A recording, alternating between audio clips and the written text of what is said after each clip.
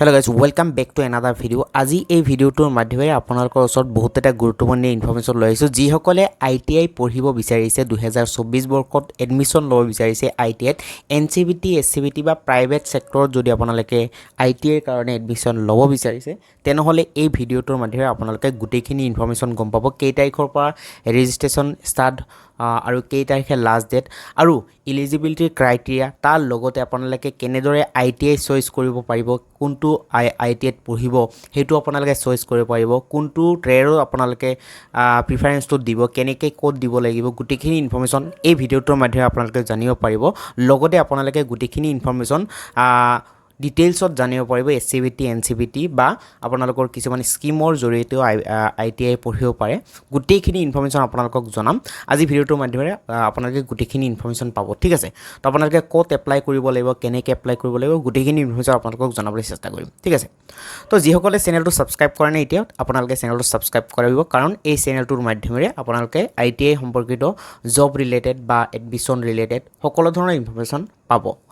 so ইয়াত উল্লেখ কৰিছে যে আসাম গভৰ্ণমেণ্টৰ ফালৰ পৰা যোনটো নটিফিকেশ্যন আহিছে যে আপোনালোকে এডমিশ্যন ল'ব পাৰিব এডমিশ্যনৰ কাৰণে আপোনালোকে নিশ্চয়কৈ জানে প্ৰথমতে ৰেজিষ্ট্ৰেশ্যন কৰিব লাগিব আৰু ৰেজিষ্ট্ৰেশ্যনৰ পিছত কি কৰিব লাগিব ষ্টেপ বাই ষ্টেপ জনাই আছোঁ ৰেজিষ্ট্ৰেশ্যন কৰিবলৈ হ'লে আপোনালোকে ইয়াত ভালদৰে লিখা আছে আপোনালোকে নিশ্চয়কৈ লক্ষ্য কৰিছে যে ইয়াত এটা কথা উল্লেখ কৰিছে যিসকলে স্কিমৰ আণ্ডাৰত অসম চৰকাৰৰ কিছুমান ষ্টেটৰ গভৰ্ণমেণ্টৰ কিছুমান স্কিম আছে স্কিমৰ সহায়ত যোনটো আমাৰ ইয়াত উল্লেখ কৰিছে যে under craftsmen training scheme for the session commencement from August ঠিক আছে তো সেইটোৰ আণ্ডাৰত যদি আপোনালোকে এডমিশ্যন ল'ব বিচাৰে তেনেহ'লে পাৰ্মানেণ্ট ৰেচিডেঞ্চ অফ আছাম হ'বই লাগিব অ'কে বাকী NCVT আৰু SCVT কথা আপোনালোকে জানে NCVT হ'ল নেশ্যনেল বৰ্ড আৰু SCVT ষ্টেট বৰ্ডৰ এটা ITI বৰ্ড হয় অ'কে ইলিজিবিলিটি ক্ৰাইটেৰিয়াৰ ভিতৰত যোনটো এজ লিমিট আপোনালোকৰ 14 বছৰৰ ওপৰত হ'ব লাগিব 1 আগষ্ট 2024 লৈকে মানে 14 বছৰৰ আপ হ'ব লাগিব 14 বছৰৰ তলত বয়স হ'লে আপোনালোকে এপ্লাই কৰিব নোৱাৰিব আৰু এপ্লাই কৰিবলৈ হ'লে প্ৰথম ষ্টেপটো হ'ল আপোনালোকে ITI assam.nic.in যোনটো ৱেবছাইট আছে তাত আপোনালোকে ৰেজিষ্ট্ৰেশ্যন কৰিব লাগিব 20 মে'ৰ পৰা 14 জুনলৈকে 2024 বৰ্ষৰ 20 মে' 2024 টু 14 জুনলৈকে আপোনালোকে ITI ৰেজিষ্ট্ৰেশ্যনৰ কাৰণে এডমিশ্যনৰ ৰেজিষ্ট্ৰেশ্যনৰ কাৰণে ITI assam.nic.in যোনটো ৱেবছাইট আছে তাত আপোনালোকে ৰেজিষ্ট্ৰেশ্যন কৰিব লাগিব অ'কে ৰেজিষ্ট্ৰেশ্যন কৰাৰ পিছত আৰু এটা কাম কৰিব লাগিব সেইটো আপোনালোকক ষ্টেপ বাই ষ্টেপ জনাই আছোঁ আপোনালোকে ৰেজিষ্ট্ৰেশ্যন কৰাৰ পিছত candidate must get their registration confirmed by getting their document verified at their nearest তো আপোনালোকে ৰেজিষ্ট্ৰেশ্যনটো কৰিলে সেইটো ভেৰিফিকেশ্যনৰ কাৰণে নিয়াৰেষ্ট আপোনাৰ ঘৰৰ ধৰি লওক আপোনাৰ ঘৰ এতিয়া ডিব্ৰুগড়ৰ যোনটো এৰিয়াত আছে যদি আপোনালোকে দুলীয়াজানত আছে দুলীয়াজানৰ নিয়াৰেষ্ট গভৰ্ণমেণ্ট ITI যোনটো আছে ইয়াত ভালদৰে উল্লেখ কৰিছে কিন্তু নিয়াৰেষ্ট গভৰ্ণমেণ্ট ITI প্ৰাইভেট হ'লে নহ'ব এতিয়া ধৰি লওক দুলীয়াজানত বহুত প্ৰাইভেট ITI আছে তাত গ'লে নহ'ব যিকোনো এটা গভৰ্ণমেণ্ট ITIত আপোনালোকে যাব লাগিব ৱৰ্কিং ডেজ হলিডেজ যদি থাকে ছানডে বা হলিডে তেতিয়া গ'লে নহ'ব ৱৰ্কিং ডেজ আৰু ৱৰ্কিং আৱাৰত অ'কে আপোনালোকে 20 মে'ৰ পৰা 15 জুনৰ ভিতৰত আপোনালোকে ৰেজিষ্ট্ৰেশ্যন কনফাৰ্মেশ্যনৰ কাৰণে যিটো ভেৰিফিকেশ্যন সেইটো কৰিবলৈ ফিজিকেলি তাত যাব লাগিব গভৰ্ণমেণ্ট ITIত গৈ কেনে কি কৰিব লাগিব আপোনালোকে যে এপ্লাই কৰিছে তাৰ এপ্লিকেশ্যন যোনটো ফৰ্ম থাকিব ঠিক আছে বা ৰেজিষ্ট্ৰেশ্যন কৰিছে ৰেজিষ্ট্ৰেশ্যনৰ ডিটেইলছখিনি যোনটো প্ৰিণ্ট আউট কৰিব সেইটোৰ এটা কপি আপোনালোকে ITIৰ যোনটো নিয়াৰেষ্ট গভৰ্ণমেণ্ট ITI তাত আপোনালোকে ছাবমিট কৰিব লাগিব ঠিক আছে তো আৰু এটা কপি কিন্তু আপোনালোকে নিজৰ প্ৰুফৰ কাৰণে নিজৰ মোবাইলত বা নিজৰ হাতত এটা কপি ৰাখিব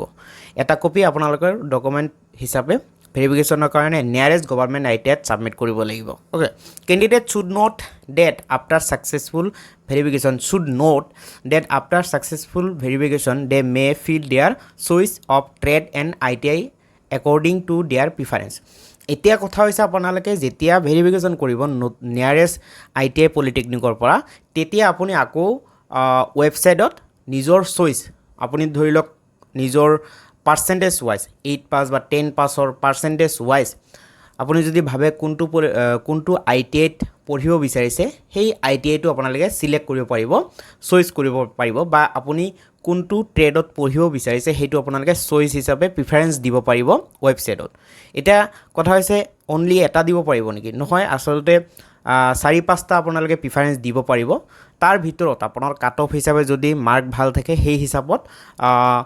যিকোনো এটা ব্ৰাঞ্চত আপোনালোকে বা ট্ৰেডত বা যিকোনো এটা এখন ITI ইনষ্টিটিউটত আপোনালোকে সিলেকশ্যন হ'ব আৰু তাত এডমিশ্যন ল'ব লাগিব সেকেন্ড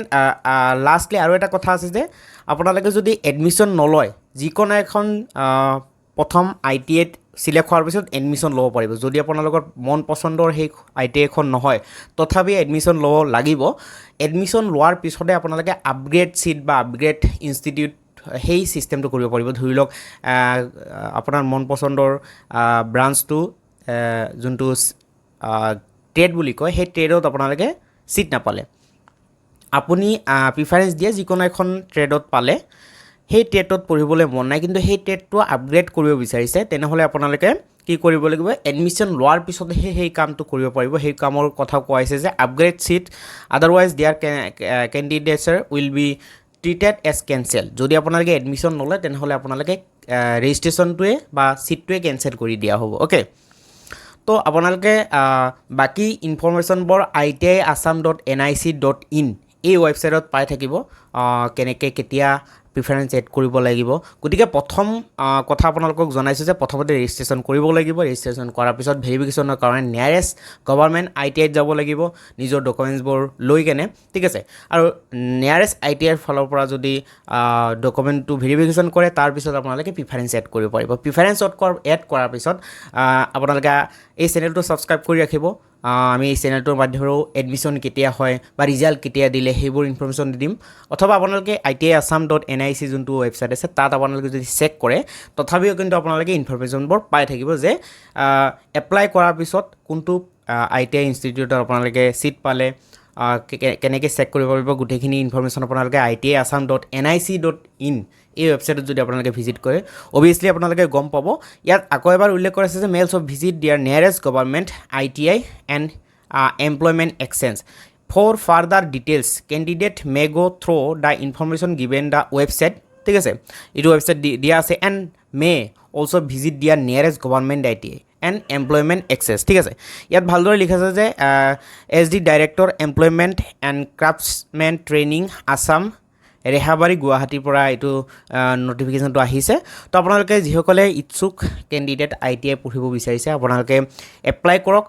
এপ্লাই কৰাৰ প্ৰচেছখিনি আপোনালোকক দেখুৱাইছোঁ যে ডাইৰেক্টলি কেনেকৈ এপ্লাই কৰিব লাগিব সেইটো আপোনালোকক এই ভিডিঅ'টোৰ মাধ্যমেৰে জনাবলৈ সক্ষম হোৱা নাই কাৰণ ভিডিঅ'টো বহুত লং হৈ যাব আমি ষ্টেপ বাই ষ্টেপ জনাবলৈ চেষ্টা কৰিছোঁ বাকী অনলাইন প্ৰচেছখিনি আপোনালোকে পাৰিবই কাৰণ ৱেবছাইটত ভিজিট কৰাৰ পিছত ষ্টেপ বাই ষ্টেপ কামখিনি কৰিব পাৰিব কিন্তু অনলাইন কৰাৰ পিছত কি কি কাম কৰিব লাগে গোটেইখিনি ইনফৰমেশ্যন আজি এই ভিডিঅ'টোৰ মাধ্যমেৰে আপোনালোকক জনাবলৈ চেষ্টা কৰিছোঁ আশা কৰিছোঁ ষ্টেপ বাই ষ্টেপ কথাখিনি বুজি পাইছে বহুতেই নাজানে কিছুমানে জানে সেইটো কথা বেলেগ বহুতেই নাজানে যে ITIত এডমিশ্যন লোৱাৰ প্ৰচেছটো কেনেকুৱা জাষ্ট বহুতেই ভাবে যে এপ্লিকেশ্যন কৰাৰ পিছত জাষ্ট সিলেক্ট হ'ব আৰু সিলেক্ট কৰি ডাইৰেক্টলি এডমিশ্যন পাব সেইটো নহয় আচলতে ৰেজিষ্ট্ৰেশ্যন কৰাৰ পিছত বহুতকেইটা ষ্টেপ কৰাৰ পিছতহে আপোনালোকে এডমিশ্যন পাব ঠিক আছে তো আজি ভিডিঅ'টোৰ মাধ্যমেৰে আপোনালোকক গোটেইখিনি ইনফৰমেশ্যন জনাবলৈ চেষ্টা কৰিছোঁ আশা কৰিছোঁ ভিডিঅ'টো ভাল লাগিছে যদি আপোনালোকে চেনেলটো ছাবস্ক্ৰাইব কৰিব আৰু ভিডিঅ'টো লাইক কৰি দিব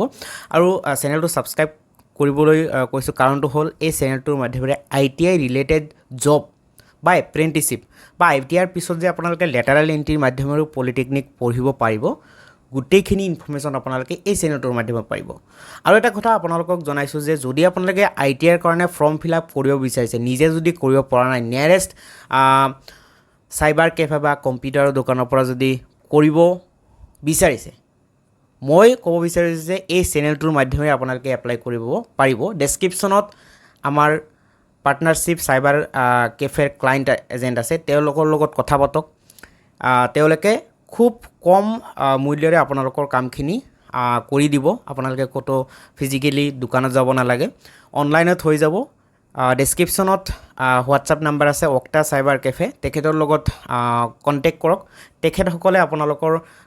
ITIৰ কাৰণে এডমিশ্যনৰ কাৰণে গোটেইখিনি কাম তেখেতসকলে কৰি দিব আপোনালোকে জাষ্ট নিজৰ ৰিকুৱাৰমেণ্ট যিবিলাক ডকুমেণ্ট ৰিকুৱাৰ্ড ডকুমেণ্টবোৰ সেন্ড কৰিব হোৱাটছআপৰ মাধ্যমেৰে ঠিক আছে তেখেতসকলে আপোনালোকৰ এডমিশ্যন প্ৰচেছখিনি কৰি দিব বাকি নিজে এডমিশ্যনৰ যোনটো ৰিচিপ্ট প্ৰিণ্ট আউটটো আপোনালোকে ডাইৰেক্ট প্ৰিণ্ট আউট কৰি কেনে নিয়াৰেষ্ট ITI ইনষ্টিটিউট যাব যোৱাৰ পিছত বাকিখিনি ষ্টেপ আপোনালোকক কৈছে সেইবোৰ কাম কৰি থাকিব গতিকে আপোনালোকে এতিয়াই ডেছক্ৰিপশ্যনত লিংক আছে অক্টা চাইবাৰ কেফে তাত আপোনালোকে কণ্টেক্ট কৰক তেওঁলোকে আপোনালোকক ফৰ্ম ফিল আপটো কৰি দিব আৰু যদি নিজে কৰিব পাৰিব তেনেহ'লে আপোনালোকে নিজেও কৰিব পাৰিব আপোনালোকক দেখুৱাই দিছোঁ যে iti.assam.nic.in এইটো ৱেবছাইটৰ পৰা আপোনালোকে এপ্লাই কৰিব পাৰিব গতিকে ঠিক আছে thank you so' much bye bye Octa cyber cafe এখন অনলাইন ছাৰ্ভিচ প্ৰতিষ্ঠান আৰু য'ত নেকি আপোনালোকে কম খৰচতে বিভিন্ন জবৰ online apply scholarship online apply আৰু বিভিন্ন অনলাইনৰ কামসমূহ কৰাই ল'ব পাৰিব ইয়াৰ লগতে ট্ৰেইন বাছ আৰু ফ্লাইটৰ টিকেট বুকিঙো কম খৰচতে কৰাই ল'ব পাৰিব গতিকে এতিয়াই কণ্টেক্ট কৰক আমাৰ email ID octacybercafe@gmail.com octa cyber cafe এখন বিশ্বাসযোগ্য প্ৰতিষ্ঠান